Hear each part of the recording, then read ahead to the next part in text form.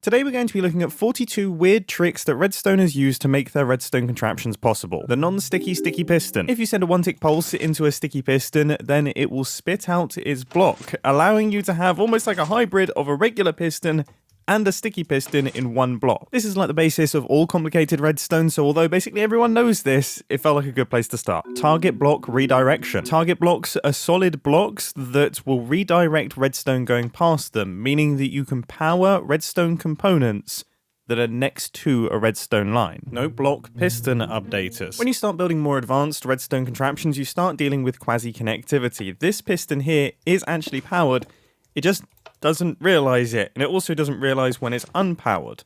One way that we can immediately update this piston is by using a note block. When the note block gets powered, it sends an update to the piston, meaning that it extends and retracts instantly. Note block update senders. One other interesting quirk of the note block is it will actually detect when the block underneath it changes, which means that we can detect that with an observer and give a redstone output. Redirecting redstone signals. If we power a directional redstone line and then redirect that redstone, the components that it was powering won't actually realize that the redstone has been redirected and is no longer powering the component until we give it a block update. Sending redstone signals through stairs. Just like a note block can detect when the block underneath it changes, a stair can detect when the stair next to it causes this stair to change. Smart redstone signal strength. Factoring signal strength into your redstone lines means that you can get independent lines of redstone without using tons of repeaters and things.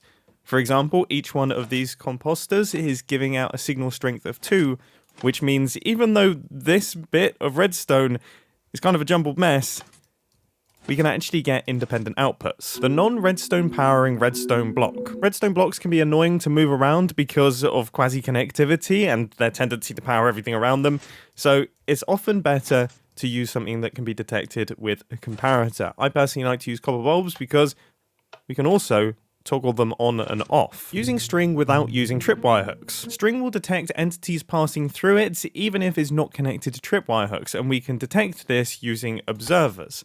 For example, here, I'm pushing an armor stand through our string, and that observer is detecting it and giving a redstone output. Independent lines of redstone using minecart rails. You can run minecart rails next to one another without them interfering, which means that we can get independent redstone lines. They also give less redstone updates, which means these are lag friendlier. The only thing is you can't go around corners, but who needs that anyway? Jukeboxes are like expensive target blocks, but better. Just like the target block I mentioned earlier, jukeboxes are solid blocks that redirect redstone signals, but they also have inventories, meaning we can give specific redstone signal strength comparator outputs depending on what record gets placed inside. Fully organic redstone. You can send redstone signals through a line of leaves by adding or removing a log block from them. Now this may seem really strange, but if you've got an incredibly compact redstone contraption and you want to send a redstone signal through it without worrying about it powering other components, your leaves aren't going to interact with anything else. Using a redstone lamp to get 2 pulses out of a 1-tick pulse. Because redstone lamps take a little while to turn off, if we send a 1-tick pulse into a redstone lamp, it will be on for 2 redstone ticks, which means if we take an observer output from that, we will get 2 redstone pulses, one when the lamp switches on, one when the lamp switches off. Using powdered snow as a monostable circuit. When you've got an awkward amount of space in a redstone contraption, this is a really useful monostable circuit to have in your arsenal because you can take an output from this powdered snow pretty much anywhere, using dots instead of crosses. If you right-click on a piece of redstone dust, it will change it from being a cross to being a dot, which means that you can create situations like this where the redstone isn't powering any of these pistons, but it is powering the block, which means this piston gets powered. If this was a cross, then everything would be powered. Vertical redstone signals using scaffolding. A bit like the leaves I mentioned earlier, this is incredibly useful if you've got a bunch of things around that you don't want to be powering, but you still need to send a vertical redstone signal. You can see that when we open up this trapdoor, that updates this scaffolding, and that sends a redstone signal to the top of our tower. Pushing armor stands through blocks. Here we have an armor stand on top of a fence post. When we power this piston, you can see the armor stand gets pushed through the block and powers this pressure plate, sending vertical signals through water. Unlike with the scaffolding trick, where the delay increases the bigger your scaffolding tower gets, with the water trick, the delay stays the same regardless of how big your tower is, meaning you could go from bedrock all the way up to build limit and the redstone signal would still arrive at the same time. All we're doing here is placing and removing water from the bottom of this bubble vator, using terracotta to have movable blocks next to slime blocks and honey blocks. Terracotta is a bit of a unique one because it has the properties of an immovable object when it comes to slime, but it can still be moved by pistons. The only real shame is the fact that it can't be pulled by sticky pistons, which I guess is consistent. Oh, it would be so nice if we had a block that did this. Utilizing the transparency of pistons. Pistons are transparent blocks when it comes to redstone. This means that we can run redstone through them without it being cut off. And that means that we can create redstone lines like this, where the power is running up in this direction, but then this redstone line is pointing into the piston, powering it. Placing components on the back of pistons. So you can't place any components on the sides of pistons. They will immediately pop off as soon as the redstone is powered, but you can place components on the back of pistons, which allows you to make more compact redstone contraptions. Using lecterns to give a specific signal strength. Sometimes redstone contraptions require specific signal strengths for certain parts of them to work, and a really easy way to calibrate that is by putting a book in a lectern with 15 pages. That way the page number will correspond to the redstone signal strength that is being outputted. Using C-pickles to align items in water streams. If you've got long water streams where you want to pick up items for the entire length of the water stream, for example, an item sorter, then you're going to want to pick up the items from the side, because otherwise you're going to have breaks for ice, and that's a bit terrible.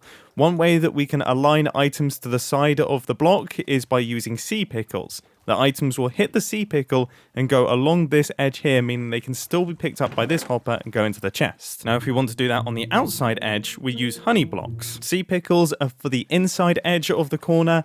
Honey blocks or chests are for the outside edge of the corner. Using jukeboxes to give variable redstone signal strength outputs. Depending on what music disc is inside, a jukebox will give a different redstone signal strength output, and we can actually send these music discs into the jukeboxes, and we can also take them out making use of minecart hoppers. Encasing water fully inside blocks. Sometimes redstone contraptions require liquids. The problem with liquids is they generally need a casing around them. Well, if we've got water, we can encase the water within a 1x1 block using something like a copper grate or mangrove roots, and that keeps things nice and compact. Detecting the powering or depowering of redstone components. Sometimes you want to send redstone signals through observer chains. Well, one way that you can do this faster and also cheaper is by making use of solid blocks that then power redstone components. The observer will detect the powering or depowering of the redstone component and then send it up the line, using wind charges to send signals wirelessly. When a wind charge hits a block, it will interact with all of the interactable redstone components around it. For example, here we've got a wind charge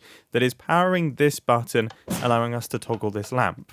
The only problem with using this inside of redstone contraptions is you're going to have to stay on top of how many wind charges you have in your dispenser. Stacking hopper minecarts weirdly. By stacking your hopper minecarts in a very specific way, not only can you create incredibly fast item transportation systems, but you can also create systems that firstly won't interact with redstone lines, but also can effectively have redstone lines running through your item transport. Using honey blocks to move entities. You can push and pull entities through string or pressure plates, making use of honey blocks, allowing you to send redstone signals to hard to reach areas in your contraptions. Now, one way you can eke a little bit of height out of this is by using cauldrons. This is the exact same setup, but our armor stand is sat inside of a cauldron, and that bumps it up ever so slightly, meaning that our output here can be one block higher. Powdered snow and calibrated sculk sensors. If you send a redstone signal strength of 13 into the side of a calibrated sculk sensor, it will only detect blocks being placed.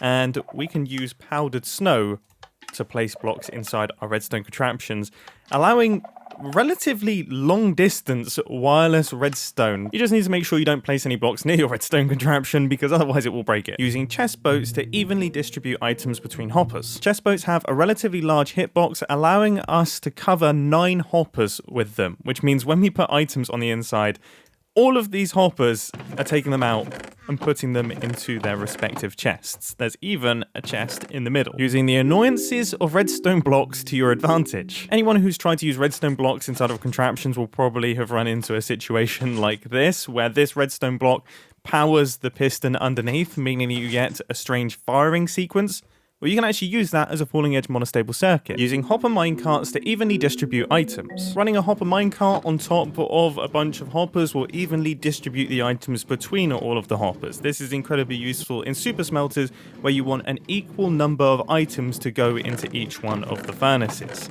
As you can see here, they're all being nicely spread out. Using blocks to prevent minecarts from moving. Generally, if you want a container minecart to stop or move, you'd use a powered rail. The only issue is you can't take a comparator output from the side of a powered rail, so instead we use an angle detector rail with a comparator running out the side, and we block it from moving by using, well, a block, using the stickiness of slime to its advantage. Slime blocks stick to blocks. We all know this. The cool thing is, if you line up sticky pistons next to slime blocks, then as the piston extends, the sticky piston next to it will be brought forward with the slime block, and so on and so forth.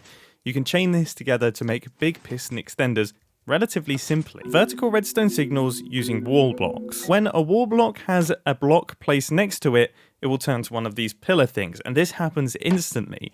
So we can use this to send vertical redstone signals really quickly and incredibly long distances, using 0 tick pulses to speed up your redstone contraptions. At the start of the video, we took a look at the 1 tick pulse that lasts 2 game ticks, 1 redstone tick. A 0 tick pulse lasts 1 game tick, and it is incredibly fast. There's a bunch of 0 tick pulse generators, but this one, making use of the comparator to repeater update order, it's probably the simplest. Using things with weird hitboxes to transmit redstone signals. As you can see, I've pushed this boat inside of this trapdoor, and that allows me to move this chest boat back and forth, powering our pressure plate, allowing us to send redstone signals in strange ways. And on the topic of strangeness, sending items through thin air. So in really compact redstone contraptions, we may have situations like this, where we have things going on between hopper lines.